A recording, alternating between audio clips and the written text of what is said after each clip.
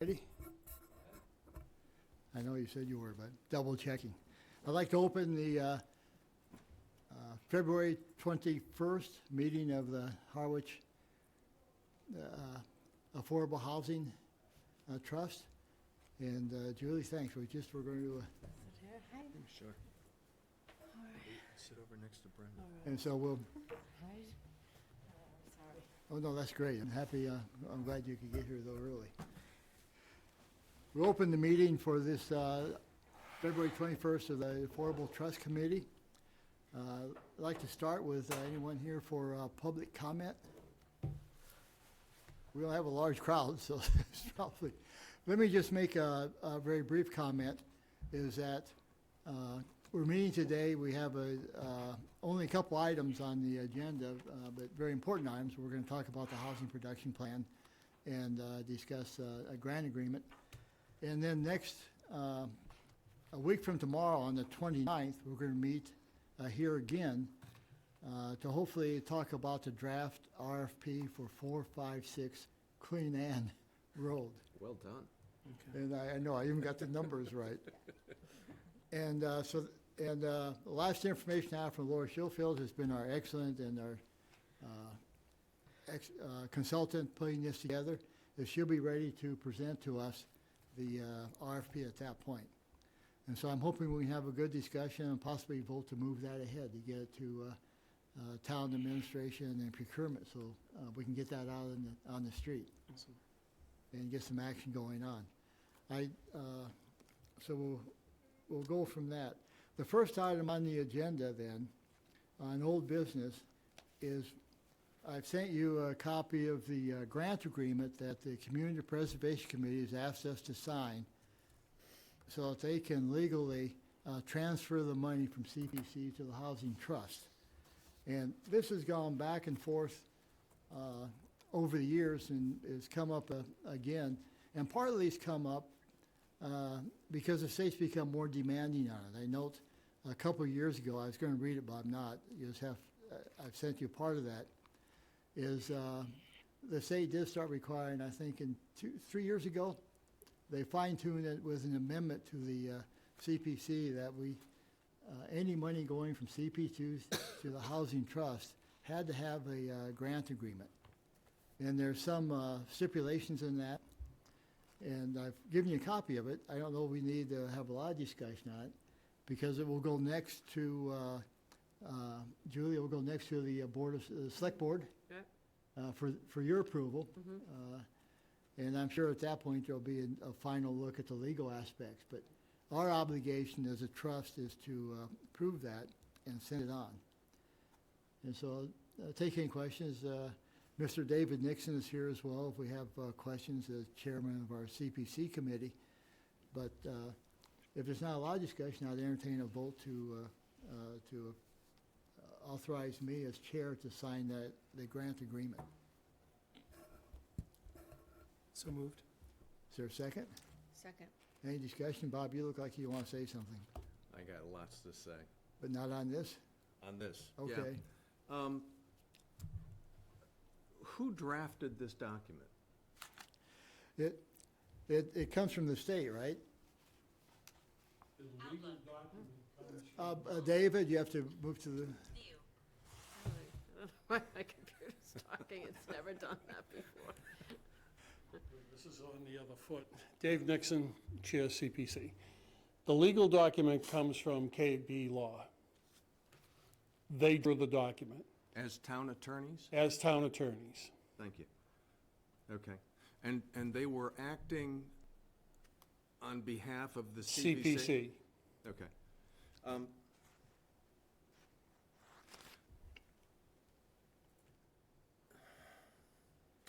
This is kind of a classic round peg in a square hole, because this agreement does not acknowledge who we are or what we do or how we do it.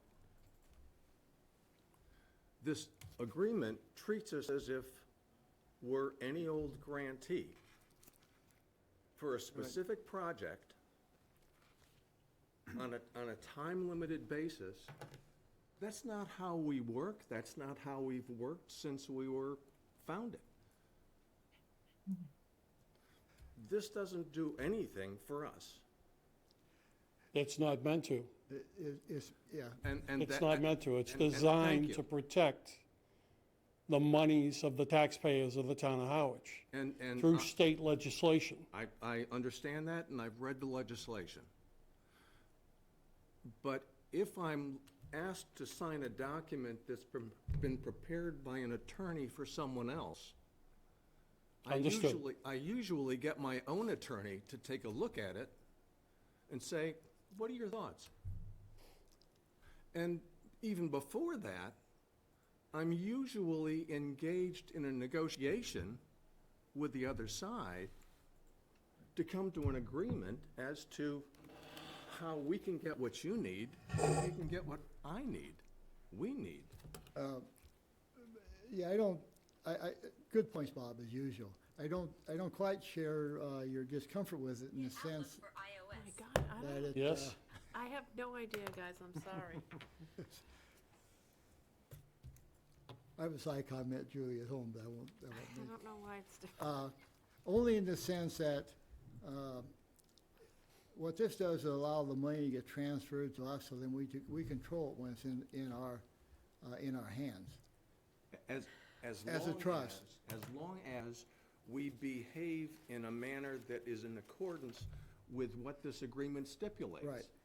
But as I read the agreement, the only question I had going in is, and Dave and I talked about it, was the requirement that we respond to it after 3 years. You know, the deadline aspect, because sometimes we may sit longer than that. And we've had a discussion on it that, in reality, we have to trust our partner CPC and say, we just have to go back after 3 years and say, okay, leave us alone, we're okay. But I think when I read it, the other items are, which we've been hoping we're catching up on, is that we give CPC at least annual reports of our revenue and expenses, Of course. you know, and those types of nuts and bolts, which we need, and we're doing that ourselves. So I don't see much of that coming in that we aren't already doing. But, you know, it's nice that you and Mr. Nixon have had a conversation about this. Right. But you and Mr. Nixon aren't going to be the only people around forever and ever. But this That's goes, a I fact. take that to heart. well, you better. But you're saying that it's a gentleman's agreement. No, I'm saying that when I read what I sent you, and if you Google, what I'm saying is, according to as I understand the state laws, we have to sign a grant, we being with CPC, in order for them to transfer the money so we can do our job. And I'm And I happy to just- do And I that. just want to be sure we get the money in our wherewithal so we can move ahead. And I would be happy to do that, to sign an agreement with them in order to make sure that they're covered and that we're covered. Right. But I want that agreement to speak to who we are and what we do and how we work. But it's not enough to say we have our own regulations and how we work. Why would we want to double team that and have it written in both places?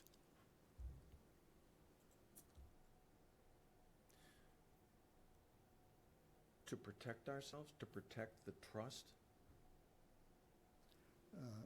Yeah. I'm just not,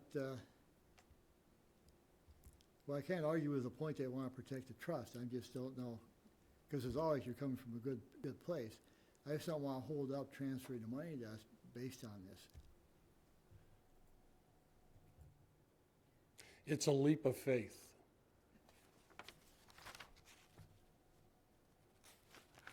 Can I ask a question? On the, like, if we're looking at number 2A, so it says, all work must be done within 3 years of the commencement date unless extended by the town. Excess or unused funds will be returned to the CDC if it hasn't begun or it's not been completed. So for that, if it's not completed or it's not done, are we at risk for having to, this is page 1, so are we at risk for having to return the money, or how do we know we're not gonna get into a situation where the town may not extend? And by the town, is that the select board? Right. Yeah, I would say that, and to David's point and to Larry's point, you know, the state is requiring this for transfer of monies, and I understand your concerns, but then legal is also involved. So I would think there's protection there in the sense that it's a state mandated type of transfer that has to happen. And then we also have legal, and then we have follow-up with CPC in terms of any monies not expended.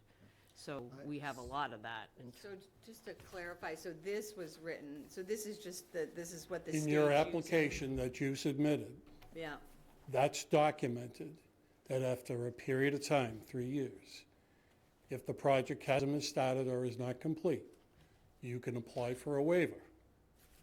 got it. So when legal looked at, this is something the state drew up in order to transfer money, and then legal looked at it from a town perspective and said, yeah, I'm good with this. well, and they Is will that right? look at They it. will, yes. They'll look at it again, too, Once we once approve we it. approve it. Okay, I didn't understand that. Thank you so much. You're welcome. Yeah. You know, Bob, I have a good response to your question because they're well-founded. I just feel that we need to be sure, we need to get the money. I don't want to stop the transfer of money.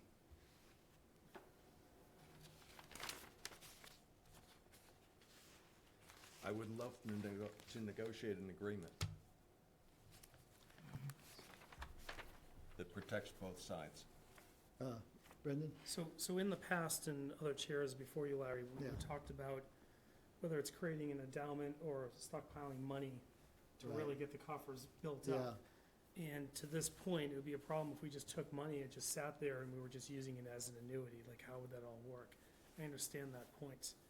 And the leap of faith, I think we've used it a couple of times here, and you used it before when the trust first started. It was That's a leap of exactly faith right. to get us up and running, very similar to what we recently did with the fire department. If you would tell me it would take, next meeting, we can resolve this, great. And I hate to be naive and, but for it to take 3, 4, 5 months and tie up money, I don't think anyone really wants to do that. And if there's possible extensions that we can do, I think the language is in there for that. Right. So And there I think is. it's there. But like I said, I'm not a lawyer, but just first glance, I'm comfortable we have enough protections now. I take your point, but I don't want to stop the process because of this.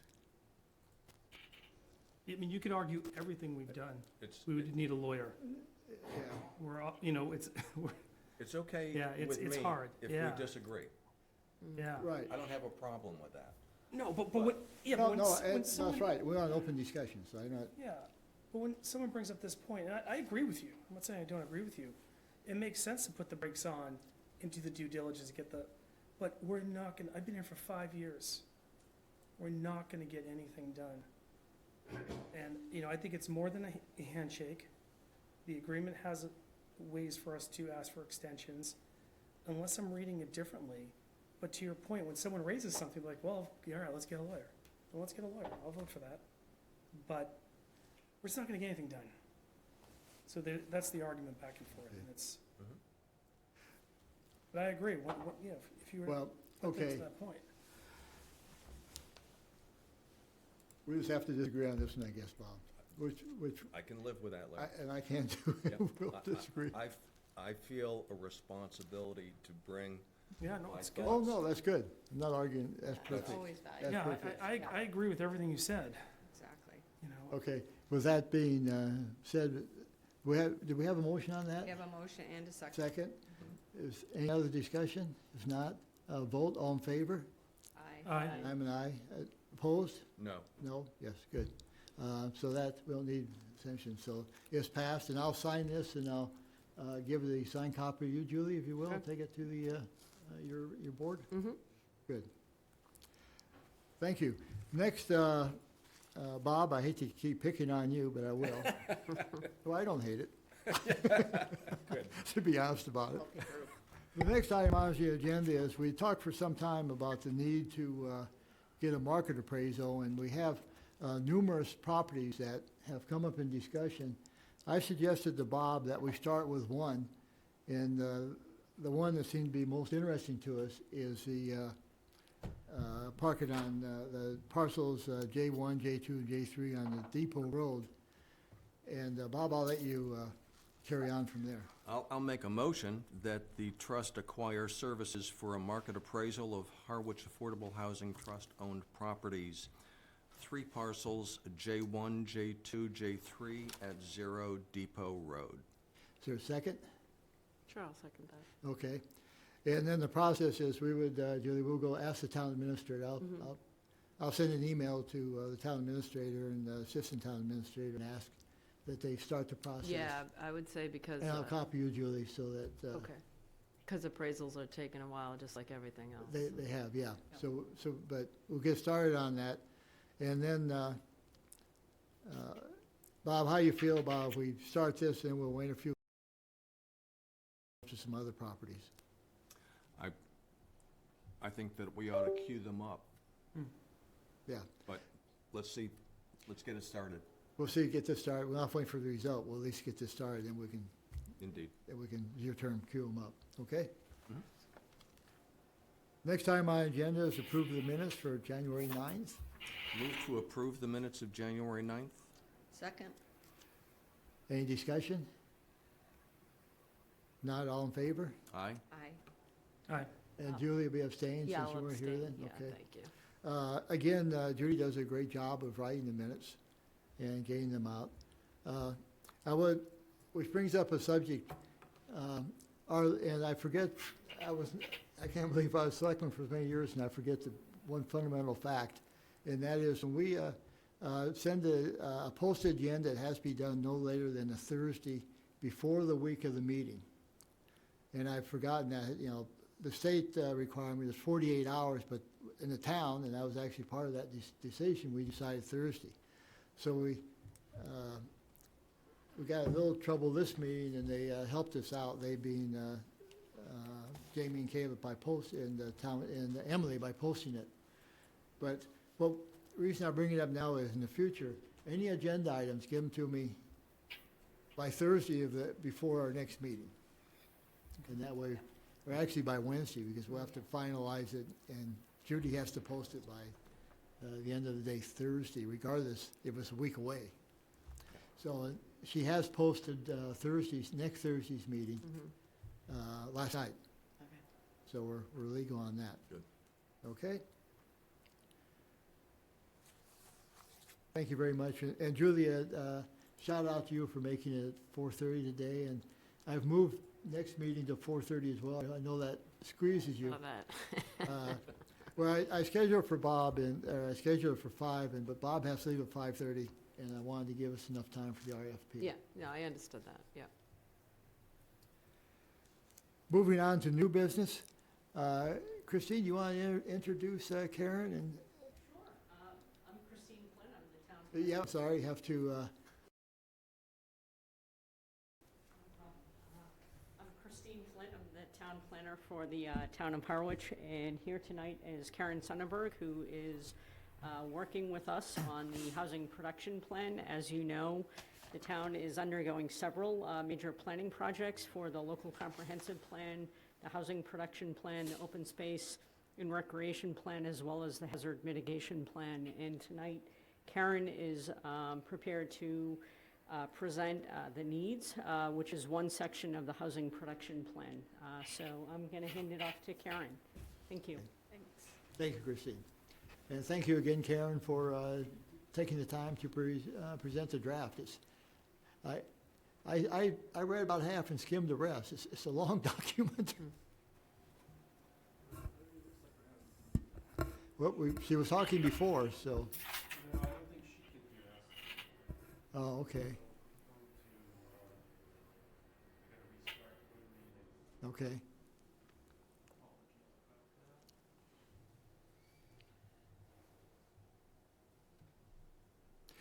Now, while we're waiting for her, Julie, has he made the presentation to your board yet, the select board? No, I don't believe we've heard, I mean, I know initially we heard early on some information, but I Right. don't think we've had an update, Okay. no. how I Can you get on? I can't. I was opening it. That whole thing, and I had that. My computer does every once in a while, so yeah. Huh. So can you Yeah, actually, I'm trying to get to the. I can't even sign in to the town guest. Yeah, it's weird, huh? You know what, I'll just do it through my phone. I don't know why I didn't think to do that. See if I can pull it up. I download the plan on my, now I can't find it, probably. I got too many files. I know. I get them organized before I come.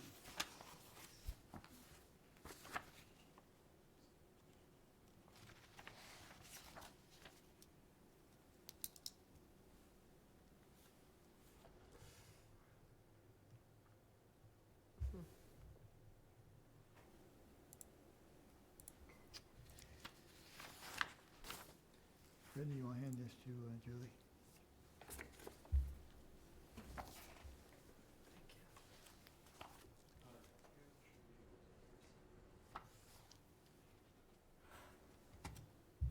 Karen, can you hear us? Yes, I was disconnected, but I'm back. Okay, great. I'm happily, We didn't do it on purpose. hey, You have I a didn't guilty think conscience, so. Bob? Is that? Clean as a whistle. there you go. So I missed the, are we on to this, to the housing production plan? Yes. Yes. Oh, okay, all right. So, I'm working with Teagan Baum as a subcontractor. It's part of the local comprehensive plan. The town wanted to have a separate housing production plan, not just a housing section of the LCP. So since I had done the plans in 2010 and 2016, Baum contacted me about joining them and working on the housing piece, which I am very happy to do and be working in Harwich again. We have worked on the first major section of the required elements of the housing production plan, which is the housing needs assessment. So sections on housing challenges, goals, and strategies were really kind of awaiting a couple of things. One was to see your strategic plan. Another was to be part of visioning sessions, some community forums that focus on a range of issues in the LCP. But certainly we wanted to get specific input on housing-related issues. So I can mention that there are two visioning sessions for the LCP that are planned, including, one on March 23rd, which is a Saturday in the morning from 10 to 12, and another on Saturday,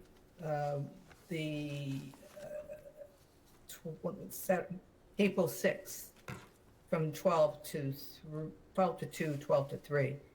So with that, we'll be moving ahead and Karen, can I ask you to repeat those dates for me? Sure.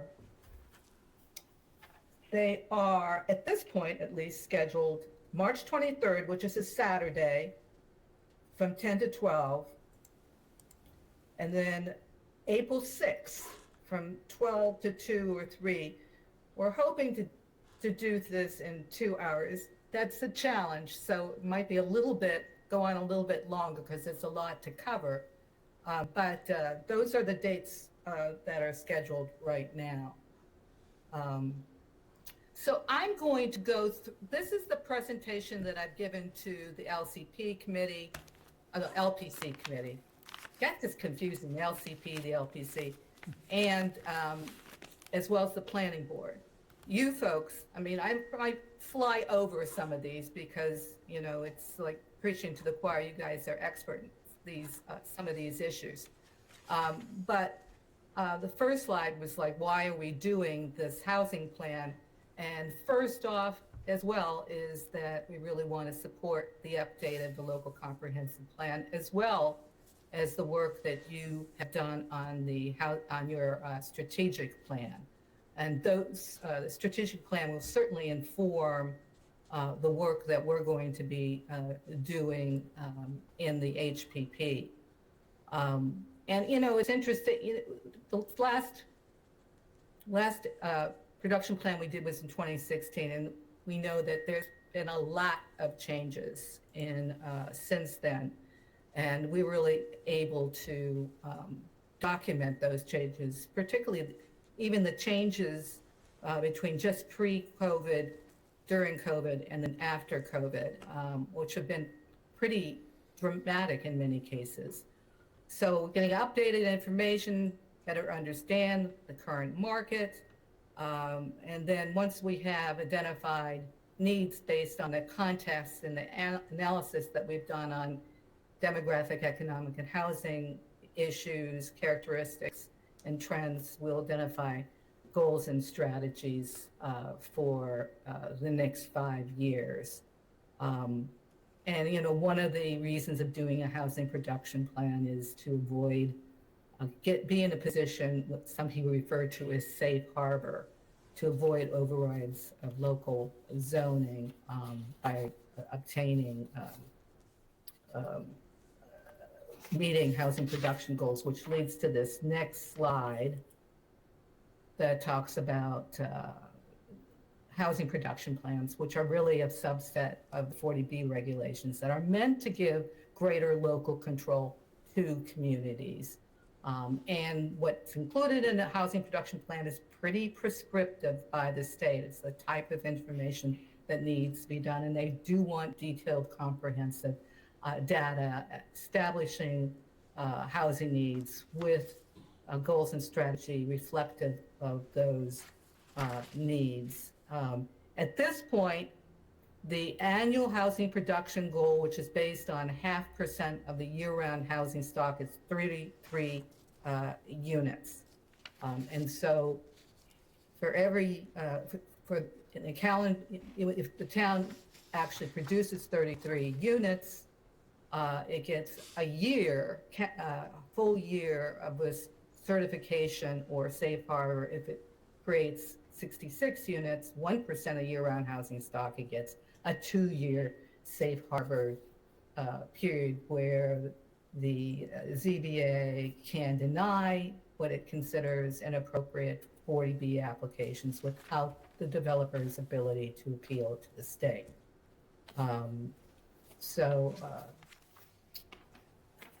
But let's go on to, and you folks are aware of, what's included in the subsidized housing inventory and the definition of affordable housing. And so I think we can kind of safely skip the major requirements for including in the subsidized housing inventory at this point. I should mention, though, the limit for, say, average household size, 3 people, the area median income limit, 80% is $82,850, and that is a few $1,000s higher than the average median household income for Harwich residents, which is kind of interesting. So let's go to the next slide. So Karen, you lost me on that. what? That figure you gave me is higher than for the, but we have to live with the Harwich AMI, right?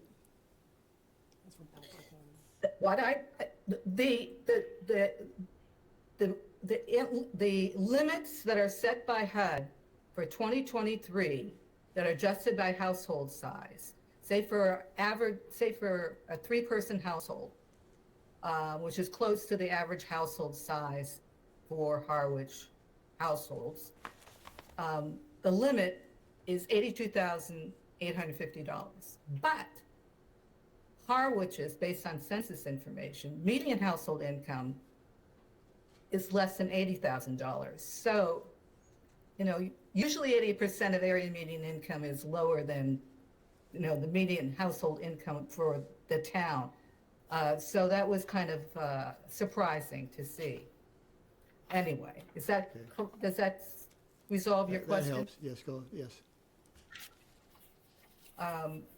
So of the 6,581 year-round housing units, currently Harwich has 328 units that are defined by the state for inclusion in its subsidized housing inventory towards that 10% affordability goal. And that's the equivalent of about almost 5%.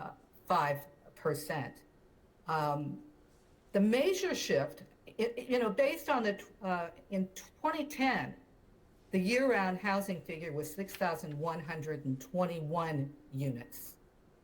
And the town then had 333 SHI units for a percentage of 5.44%.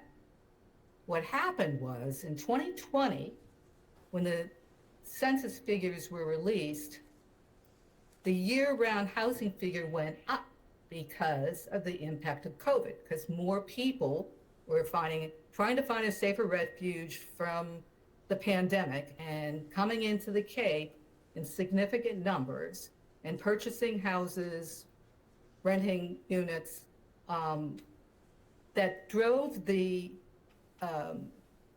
year-round rental figure to 6,581. Interestingly, based on the 2021 census figures, that year-round housing figure has gone down substantially to 5,733. So a lot of the people who came during the pandemic have left or are part-time residents. And so that's kind of an interesting flux, and that's why the percentage has fallen below what it has been in the past. Questions on that? Will they be updating that again so that the 2030. percentage goes up? They already We're did. stuck with that number until 2030. 10 more years. Oh, When the, God, when, thank you. when the 2030 decennial figures are released, Okay, because that denominator is based on the decennial census figures. Okay. Yeah. This has not been the situation just in Harwich. It's been certainly across the Cape, and big time in Martha's Vineyard as well. Just to give you an idea about the SHI, 80% of the units are actually rentals. 53%, more than half, are permitted under Chapter 40B. 20 units are owned and managed by the Harwich Housing Authority. And the Housing Authority also manages 21 Massachusetts Rental Voucher Program vouchers. HAC also manages rental subsidies, including 41 in Harwich. They can't count as part of the SHI because they're not permanent units, but nevertheless, they're meaningful for the people that are able to, being able to access them. So, next slide. So I noticed in your strategic plan that you did pull out some demographic, economic, and housing data. So this is probably not new to you, but as you see from the chart on the right, there was this kind of a steady increase in the population. It dipped between 2020 and 2010, and then went up, significantly again to 2020, and just a little bit of a drop in 2021 information. This is from the census. So there were almost 1,100 new residents that came between 2010 and 2021. And the population projections indicate that the population will stay relatively stable through 2030 and 2040, and actually then start to decline a bit with the sorry eventual demise of us baby boomers. Small but growing racial diversity. modest from 4.6% of residents claimed that they were non-white in 2000, and it's gone up to 5.1% in 2021. Increasing numbers of small, non-family households, but I gotta say, these are modest changes as the percentage of families went from 60.9% in 2010 to 59.7% in 2021. So pretty stable, actually. And not surprisingly, the continued trend of losing younger residents and gaining older ones. We're going to go to the next slide that shows by age group and comparing 2000 census figures to 2010 and then to 2021. And you see the downward shift of the first group of columns that represent those residents under 18 years old.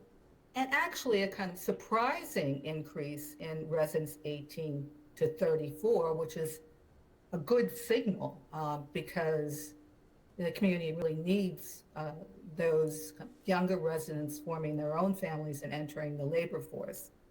And then a decrease in those 35 to 44, decrease in those 45 to 54, and then you see the older age groups, certainly between 55 and 65 to 74, some major increases.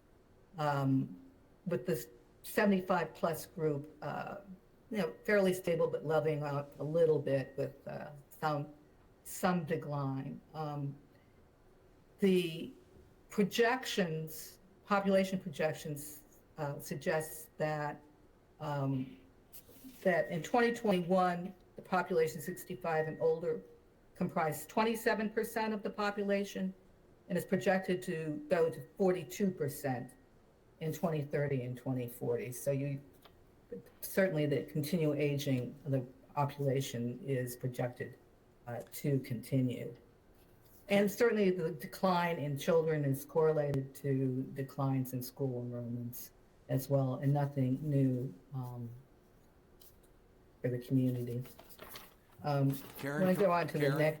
Yeah, certainly. Can I ask a question about those numbers? On the student under 18, should we be thinking about converting part of Monomoy High School into affordable housing? Is that a trend? And is that change in population a trend Cape-wide?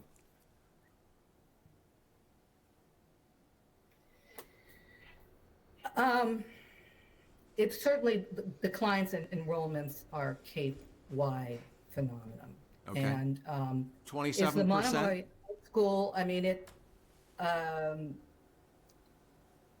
the question is, if you close that high school down, where the kids go? Well, I'm just thinking about taking a portion of it, that's all. Yeah. Well, it's interesting thought. Certainly there are numbers of schools on the Cape that have been converted to housing, typically to senior housing, which have been very effective. But incorporating part of it, I mean, that is a real kind of local discussion. Can I just Usually it's a follow whole up on? building that's Please. converted, not Just to follow up on that, though, and, we're going to have the school in front of us on Monday night, but the declining population obviously is real in terms of children, but Monomoy has, in the past couple of years, had a waiting list in terms of school choice, because you have school choice. Oh, really? And so, we have kids not just from Harwich, not just from Chatham, we have other kids from other towns. And so when they're looking to get into Monomoy, it's not like we have a ton, there's empty space. We have a good population as the school has continued to grow and strengthen. I got to say, we have the information in the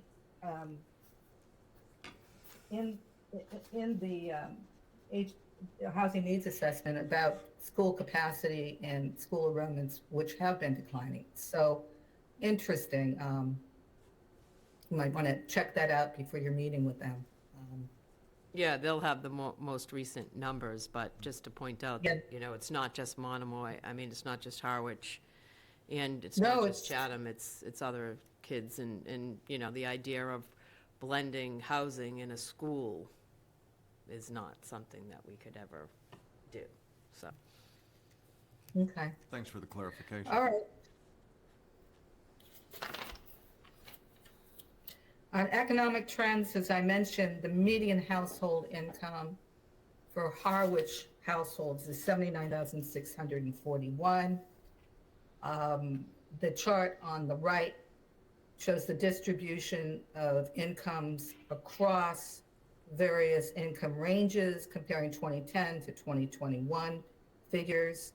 And certainly more households, you see that big spike,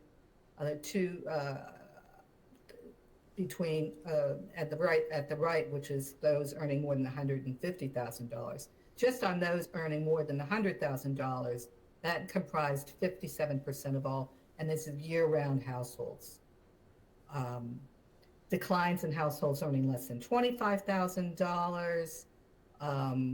As you can see, those are the columns on the far right, with declines in numbers on all income ranges until you get to over $75,000. Based on the Department of Workforce and Labor and Workforce Development, the average weekly wage for those who actually have jobs in Harwich was $1,116, which, if you're looking at, working every week of the year, that translates into a salary of about $58,000, which shows on average those who actually have jobs in Harwich, their incomes are lower than the medians for residents, and many certainly will find it incredibly challenging to afford to live in Harwich. I was talking to somebody who was saying, in real estate, who was saying that they know of speaking of schools, of a teacher who was moving into the community, income of $75,000, and is like, where does he go? And that's, continued to be a problem. It's just as housing prices increase, it becomes more of a problem. And 13.5% of residents claimed disability. And one would expect, with the aging of population, those with disabilities will continue to increase, requiring some integration of greater handicap accessibility and supportive services. And then just going to housing growth and occupancy trends. Karen, can I ask a quick question? On the Yeah. previous slide, do you think the rising incomes and that 150 plus is the folks that were moving here during COVID, in terms of high salaries, the ability to be remote and relocate, things like that? I'm just trying to figure out how, in my brain, how to look at that. Certainly a good portion of them. I mean, the realtor I talked to said that basically 2/3 of new homeowners came from off Cape. So there's still a retirement focus. There's still people who are retiring. And, it could also be that those who were kind of living with second homes have decided to actually retire and become full-time residents. It's probably, a mix of reasons. But nevertheless, and the rising housing costs basically shuts a lot of people out of the housing market. Yeah, I guess I'm just wondering if the rising incomes is real or just from the people that kind of came and then left. So just in terms of housing costs definitely being what they are, but. This is 2021 information. So we noticed in 2021 that it was a real decline in the number of seasonal, of year-round units. So clearly people were leaving after, 20, after 2020. Okay, Um, thanks. Bob? Karen, I've got another question, just can we go back to that slide, please? In your executive summary, on item C, Summary of Development Challenges, number 4, it says the lack of community support for new development, including affordable or attainable units, has created roadblocks for some development opportunities. How do you balance that statement with these figures? There's been a huge impact and loss of housing for people with less than 25,000. There's been a very significant loss of housing for people between 25 and 35,000. There's been a reduction for those between 35 and 50,000. There's been a reduction for those between 50 and 75,000. All of those people, you would think, would have a vested interest in supporting affordable housing. Wouldn't you? You would think. You would think. I Yep. would think too. Okay. Yeah. No, I think a lot of it is supply issue, too. Based on development opportunities. The big problem has been the imbalance between housing demand and supply, and COVID just, really boosted housing demand, and the supply, the increase, there's been limited housing production. So it's not, a major impact of COVID has been a reduction in the inventory of available units. I think, So, Karen, There's a supply issue. I think, Karen, to part of Bob's point, I think we're all a little challenged because we see this lack of housing, both affordable and for those that are working for a job, however you define that.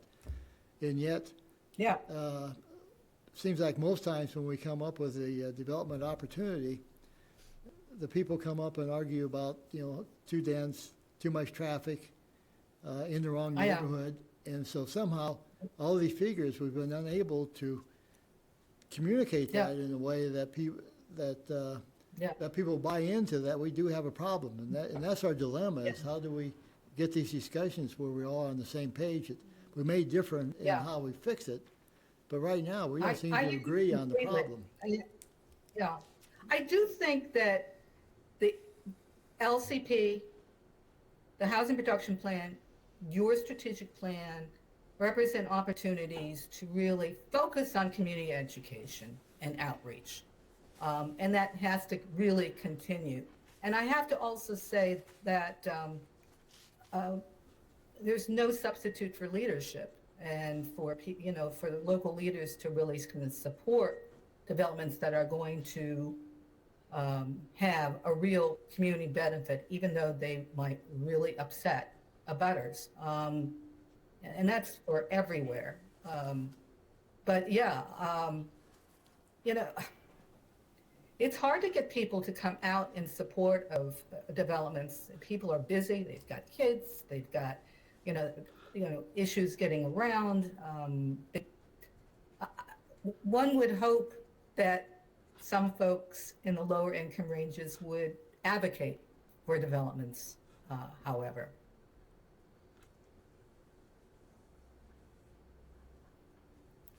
Thank you. Anyway. Yep.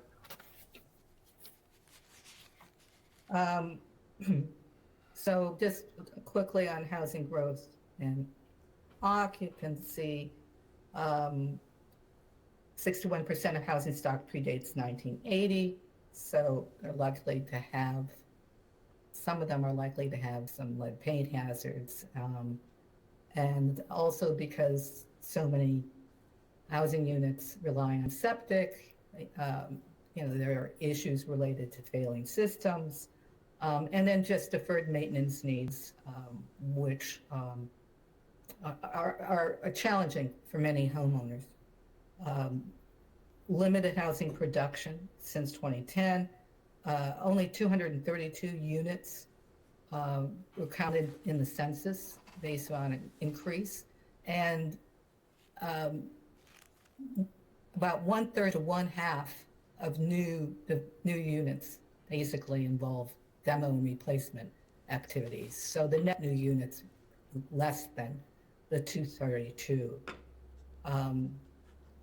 Loss of year-round rental units since 2010, which is not a good sign, from 1,110 year-round rentals to 826, or from 19.7% of all units to 14.4% of all units.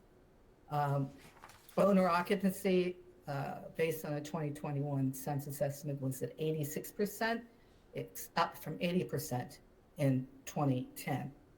89% of units are in single-family detached dwellings. Not a lot of diversity of housing types in the community. Only 4% of units were in properties with 5 or more units. Yeah, and this goes back to your frustration on, getting pushback on housing that is denser and has economies of scale and could provide much-needed housing.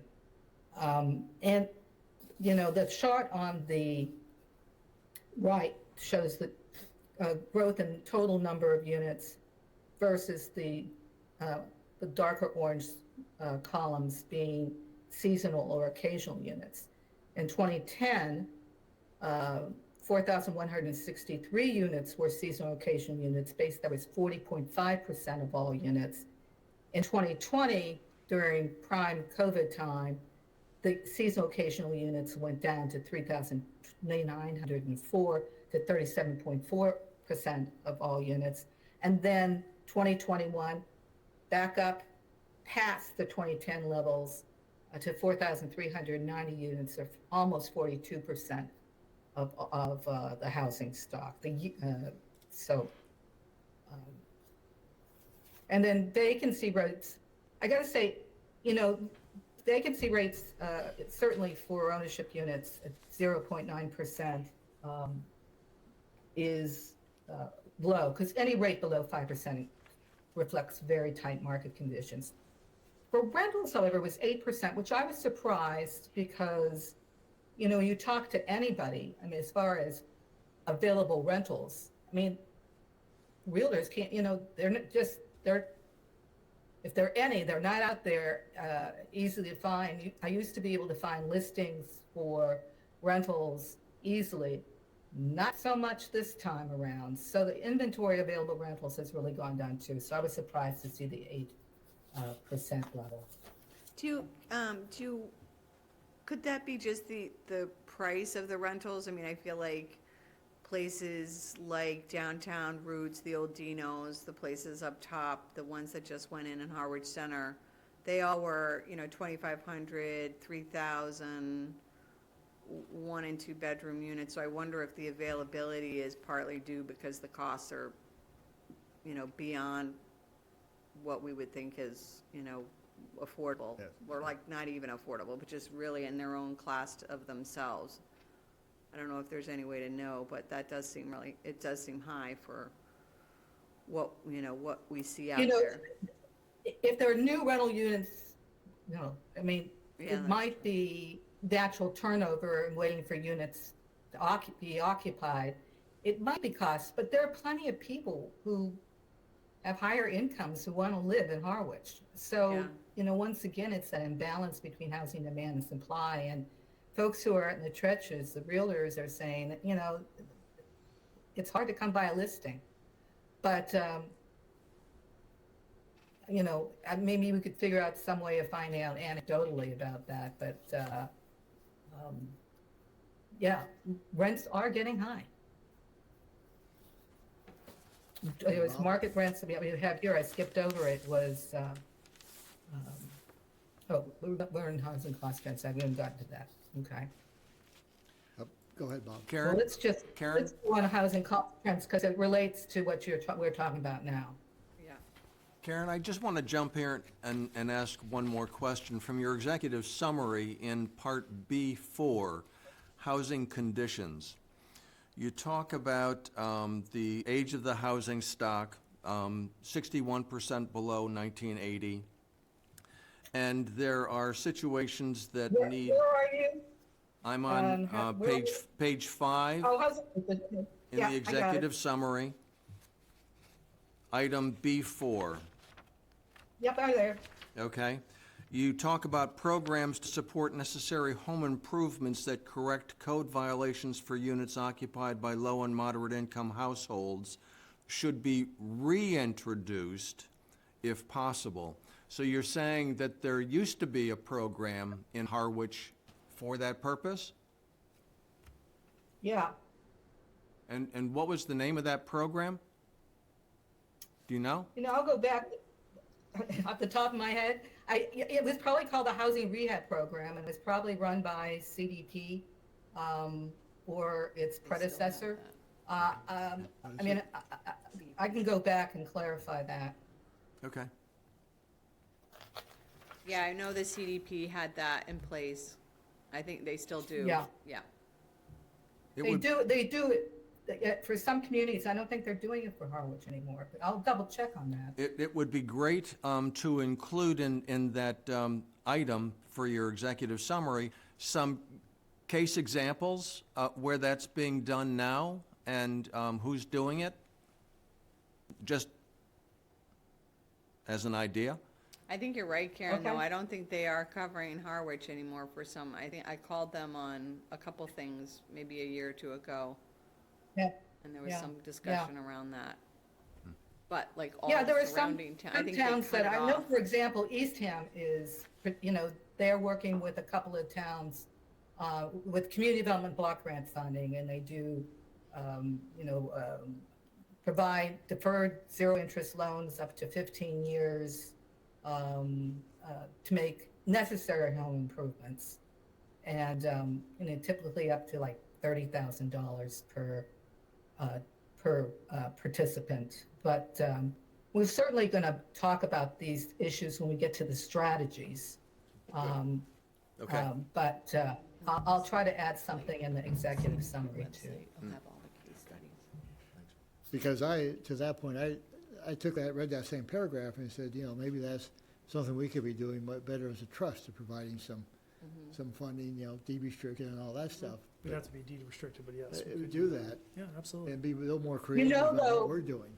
I got to say, one of the things to consider is like there are a number of towns that are administering small repair grant programs, $5,000 grants, qualifying homeowners, health and safety improvements.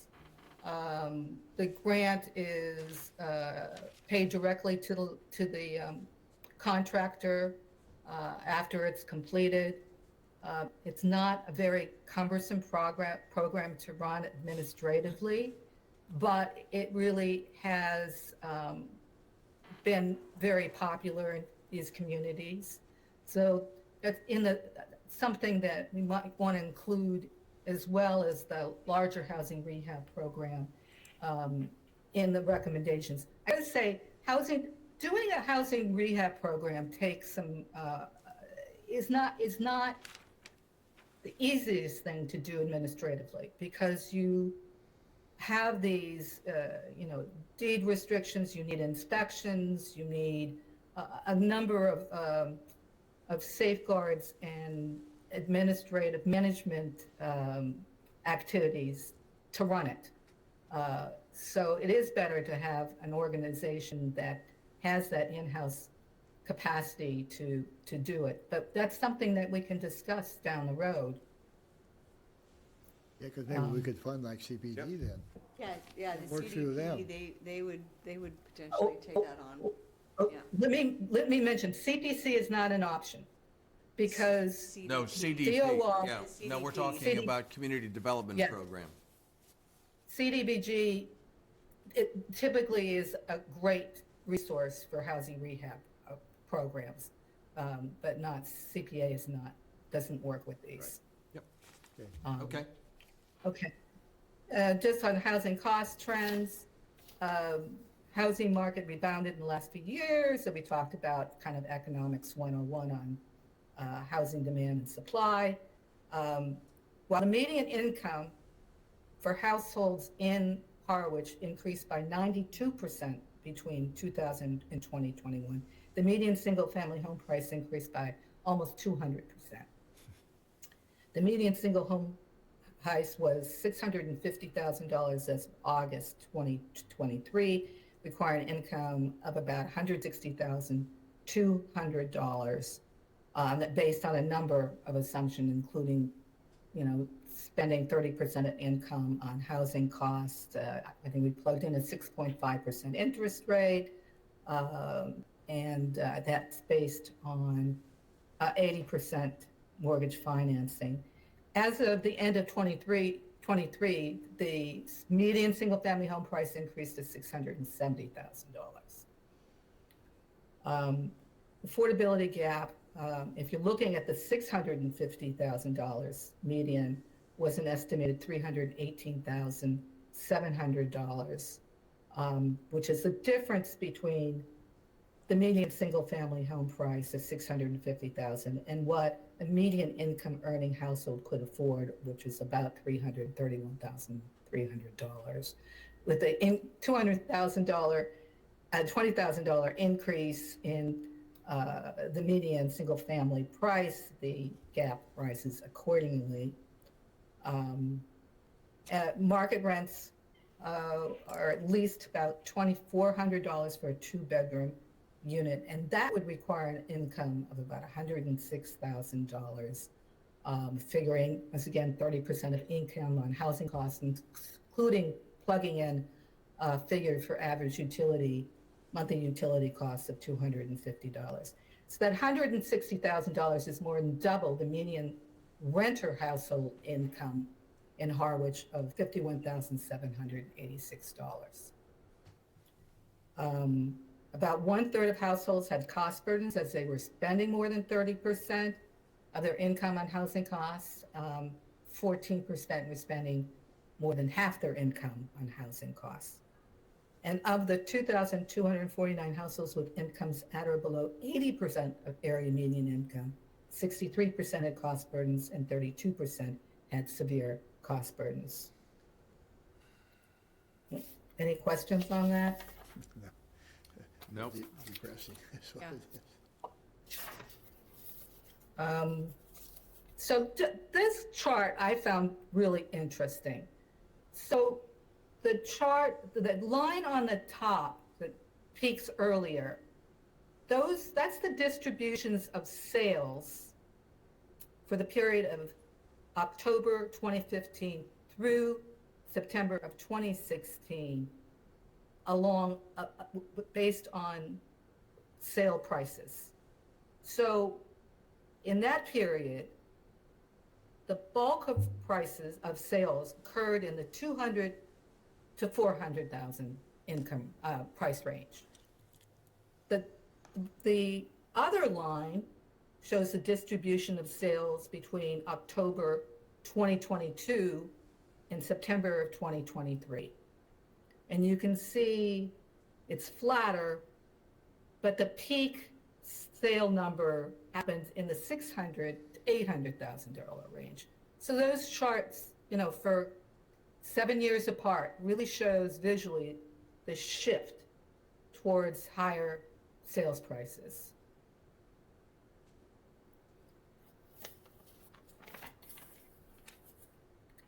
I'm going to go next slide.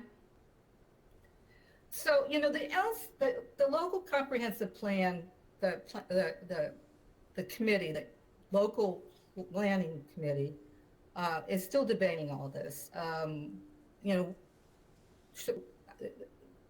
As in past housing production plans, there's continued focus on rental housing for a variety of reasons.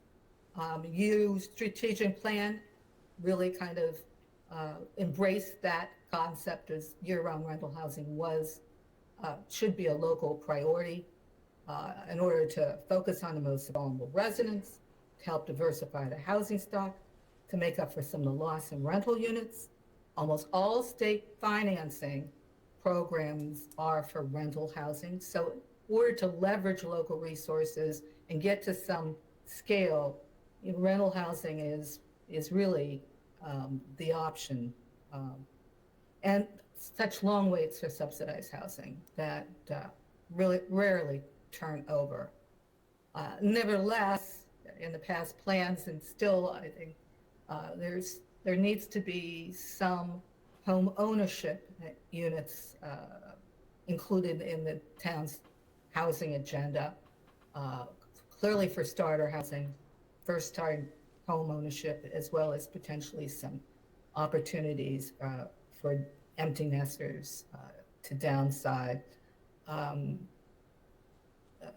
And talk about integrating handicapped accessibility and supportive services into new development, and to support necessary home improvements also being priorities. These are all reflected in your strategic plan and make sense to me. I think that the local planning committee is looking forward to these workshop visioning sessions to get a better handle on rental versus home ownership. The survey results, the survey that they issued, the results were clearly in favor of home ownership. Home ownership is tough because, the only subsidies at this point in time are really CPA and cross subsidies where the market units cross subsidize the affordable ones and potentially your housing trust fund. And with increases in land values, the subsidy needed to get down to the targeted population becomes even higher. So those are all considerations that have to be made when deciding to do rentals versus ownership on properties, particularly town-owned properties. Any questions on that one? I wonder about like the idea of integrating them too, when we're thinking about it for town-owned properties, where in Chatham we did things like with our Marconi, and we created opportunities that were rentals, but put aside money so that when the rental, or I don't know if you would call it rental. That's a great program, yeah. Yeah, and then they would put money aside for them, so when they were done with that program, maybe 5 years, they'd have a lump sum of money to start moving into a home ownership. So maybe just something to, I don't know a lot about that program, but I know it's been really successful. It's been I think there's Yeah, I 5 don't know units or much so. about that. And it hasn't grown. It's been that for a very long time. It's hard to make home ownership work on a large scale.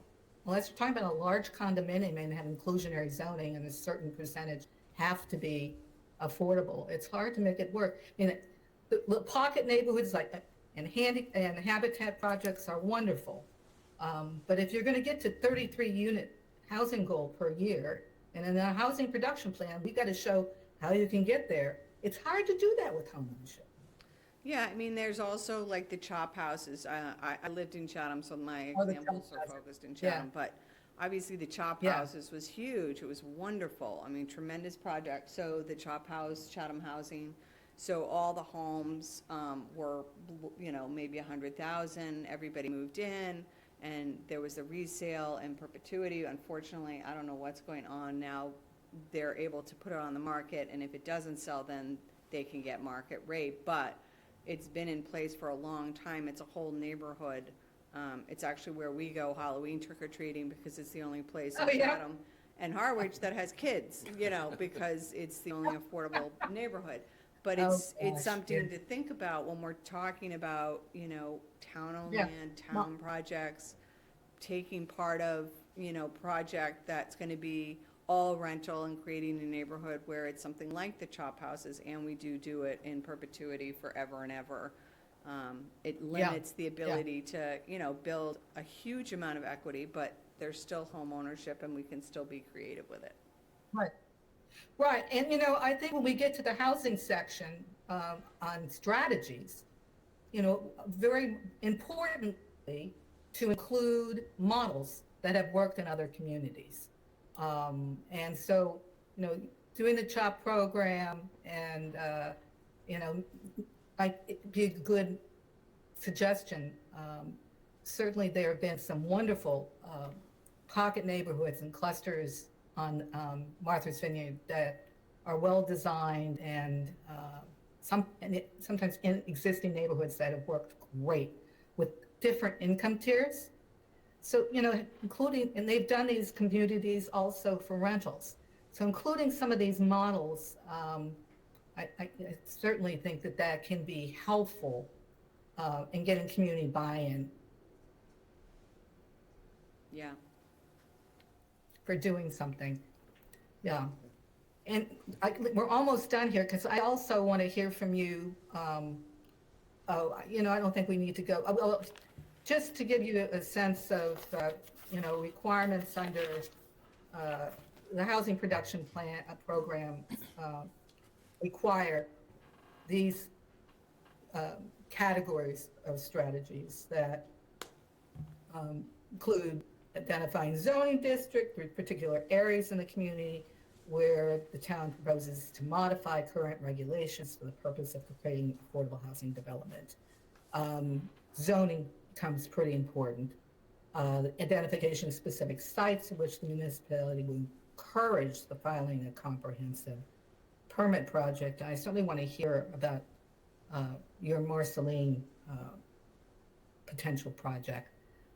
Characteristics of proposed residential and mixed-use developments that would be preferred by the municipality, municipally owned parcels for which the municipality commits to issue requests for proposals. We'll get into, what you're in the midst of working on right now, and participation in regional collaborations addressing housing development. And just, I think that's pretty much it on what I have to offer. Next steps. So we're going to hold these community meetings and get community input. Then we're going to draft the next sections of the plan, which are required by the state, including challenges for producing affordable housing, as well as including mitigation measures in the plan or other activities the town's involved with to reduce those barriers. And then housing production goals, trying to kind of provide information how the town might get to actual production goal of 33 units per year, SHI units per year. And then the specific housing strategies. And certainly your work and your strategic plan is going to be really important in forming a lot of those strategies. And then we're going to need, we'll have another community forum to present the draft plan and get further input. It'll probably be important to have additional meetings with you, as well as ahead of, to get input on the draft. And then we're going to need specific approvals from the planning board and the board of selectmen in order to submit the plan to the state. And the state, has 90 days to review and approve the plan. They move it much more quickly than they did back in 2016, and it usually is around a month now, which is a great thing. So with that, any more questions from you? And then I have some questions as well. Karen, I do have one question about the zoning strategies, and I'm really glad to see that you're calling it out as a critical issue. Yeah. Hopefully, during those community sessions, there will be some fairly clear examples of different zoning models that allow different densities and allow different approaches, so that people can have a firsthand look at what the changes are, what the changes mean, and what they actually look like. So Yes. I'm just saying that I Yes. think that would be a Yes. helpful piece of the presentation. Yes. Yeah, in fact, we were just kind of working on, a framework for the workshops today and looking at presenting boards and, looking for, providing information and getting feedback clearly on some more diverse housing types. We want to show examples and show how Design A is important and densities can be greater than the single-family home and Right. meet local need and still fit into existing neighborhoods and sites. So you're right on target. I think that is a very important piece here. And as we mentioned, that these planning efforts are such useful opportunities to provide education Yeah. on issues and dispel some negative stereotypes, et cetera. So yeah, that's very much going to happen. I think the point is that you're right on target, so thank you for being on target. Thank you. So could you, anybody other questions before I? Any other I questions? don't want to take up We more of have your to be time, out, but I we have to be want to out at have. 6, so we'll move it. We have to be done at 6, so we have. Oh, yeah, I don't 10 want to, minutes. I don't want to take up too much more of your time, but if I could have more, I'm excited about the RFP. I assume that's for what's called the Marceline property? Well, we've been encouraged to rename it, so we're now calling it 456 Queen Anne Road property. 456 Queen Anne Road. Road property. And that's going to be what the RFP is doing. That's what the Laura's RFP will be working. issued, yes. I'll be very interested in seeing what you're proposing to do. Can you give me like a little, snapshot, just, ahead of it? Like, are you talking about rentals? We're talking, Or mixed right, we're rentals talking. and ownership? Yeah, we're talking right now of rentals, although we've left the door open. If there's a possibility of having some ownership, we may include that. Got it. If the initial draft thought, based on the wastewater concerns and so on, that we could put it up to 90 bedrooms in several buildings of rental units of normal 1, 2, 3 bedrooms units. But we're trying to keep our specifications as broad as possible, let developers have a chance to come in with their ideas. That is so smart. You kind of set the basic terms and conditions and see the kind of responses. Communities that want to have all the designs and have all this done ahead of time. And I think that your approach is much, much better. So that's very exciting. And so that could be 2-year certification safe harbor through housing production, Yep. which means getting a housing production plan As a approved committee, is, we're very a excited. very helpful. It's hard to show, but we're very. That's Scandinavian blood. Sorry. That's it. No, I have another question. Do you still get lease proceeds from the cell towers? We do. Yes. We do. You do? And it came up, I know, Julie, I watched the meeting minutes, and I was very pleased to see that there's some discussion on how we transfer the money, but no discussion at all about changing the transfer of money to Affordable Housing Trust. Am I correct, Julie? Yes, no, that's true. And so we were working on the appropriate format, and I would like to see us change it so that it was Transferred immediately, yeah. immediately, Right. but. But the short answer is yes. Other question I have, Housing Committee, Housing Trust. How would you describe the respective roles and responsibilities? Or maybe it's easy to just discuss the responsibilities of the Housing Committee that you aren't already doing, because it looks like from your strategic plan, that you're involved in a lot. We are, and Julie, I'm going to turn it to you, but just as an introduction, the Housing Committee's been reconstituted, and I think with a broad commitment to work very closely together, because we have different roles. We're hoping that and expecting that they'll do work with us to educate the public, to work for housing as a general goal. But we're restricted more or less to the shy list, and we have other needs. In fact, I was interested in your one of your statements that the focus is on the shy list, but you weren't forgetting those people need housing above that. Right. Nor are we, because Right. that's a critical need for us, and we keep looking at how we can work together. So I feel, but I think we're pulling together, so the two committees are working together going forward. And Julie, I'll let you, Yeah, no, thank you, Larry. And to that point, we worked together to draft a new housing committee charge, because the housing committee, once the trust was born, didn't really have the same function and really didn't have a lot to do.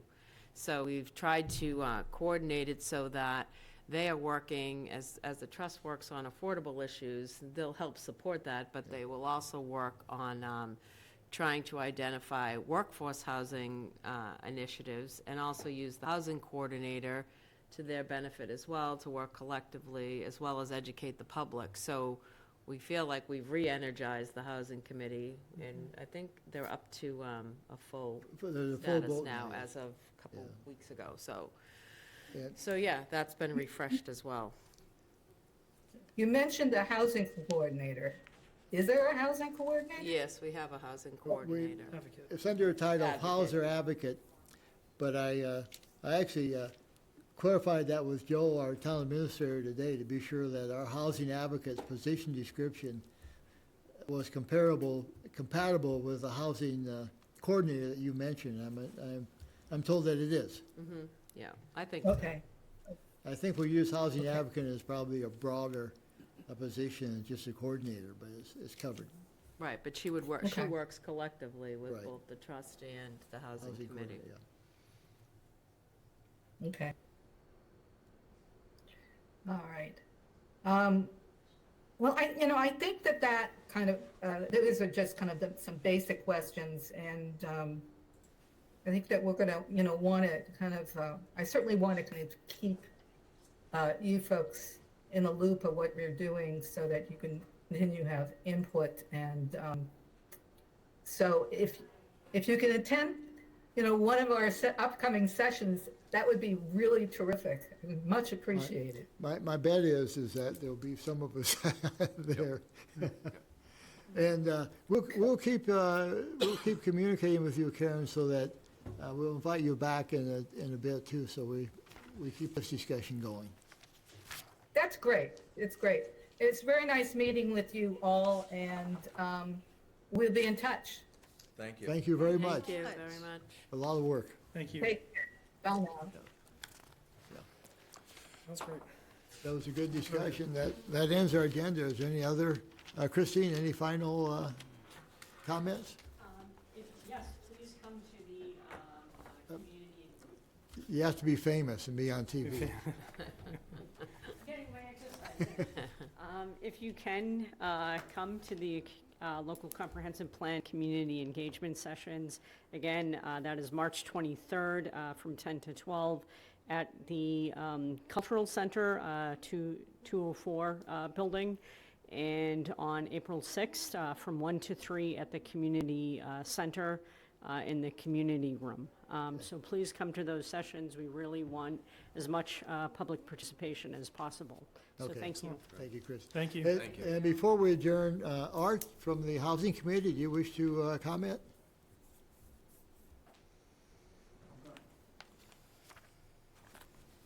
Art Bowden, Harwich, Massachusetts. A whole bunch of stuff rattling around in my head here. But one thing I'm just going to comment on is that, we reached out, invited people to come to the forum, or whatever we're going to call it.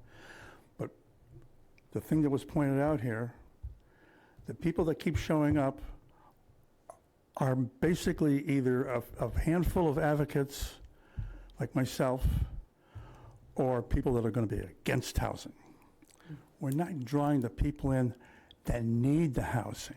And I don't know how you do it. I don't know. We gotta maybe feed them or bus them or pay them. I don't know what to do to get them in, but they don't come here. They don't come to the town hall. And I could give you a whole litany of reasons why they don't. And you think, well, he's a little off the, you know. But to have a successful forum, the room has to have some people that we're building housing for. We have to listen to them and listen to their stories and how they're, you know, and how they're affording it. You know, they're paying 60, 70% of their income for housing. That's how they're living there. We don't see homeless people around. They're there. We don't see them. But there's a lot of people that are housing burdened, and those you can kind of see. You go to a grocery store, you can kind of see them, but you don't want to pick them out. But when we have these forums, that's the population who want to come in the room and talk to us. Not having Art Bowden get up and give another speech or something, or, you know, all the stuff you're doing here. This is all great, you know, this is great. But we need the people that we're doing it for. Thank you. Thanks, Eric. Thanks, Art. No, agreed. Final comments, Bob? Nope. Claudia? Good. And Julie? No, Move to adjourn? Move to adjourn. Thanks again for coming, and we'll meet, and I know Julia's put you in a bit of a tight spot, but thanks very much for making it 4:30. Thank you so much. Yeah. thank you. Adjourn 5:58? We have a second?